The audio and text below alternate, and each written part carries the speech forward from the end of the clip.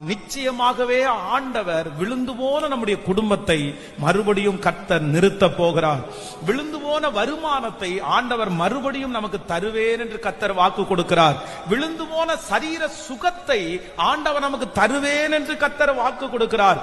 யாரெல்லாம் தங்களுடைய வாழ்க்கையிலே திரும்பி இனி நான் அந்த மாதிரி ஒரு சந்தோஷத்தை நாம் பார்ப்பேனா, மறுபடியும் என் வாழ்க்கை இப்படி கட்டப்படுமா, மறுபடியும் அந்த காரியத்தை என் குடும்பமா செய்ய முடியுமா, நீங்கள் எந்த காரியத்தை குறித்து கலங்கி போயிருக்கிறீர்களோ, இது மனுஷனுடைய வார்த்தை அல்ல, இது கர்த்தருடைய வார்த்தை சொல்லுது.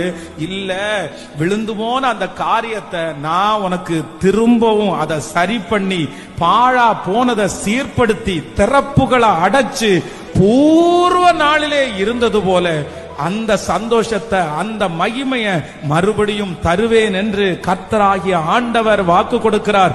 இந்த வசனத்தை வார்த்தையை உரைக்கிற இஸ்ரவேலின் தேவனாகிய கர்த்தர் அவர் உறங்குவதும் இல்லை, அவர் தூங்குவதும் இல்லை. அவர் சொன்னதை செய்யும் அளவும் நம்மை கைவிடுவதும் இல்லை. அவர் நிச்சயமாய் திரும்ப எடுப்பித்து கட்ட போகிறார். நன்றி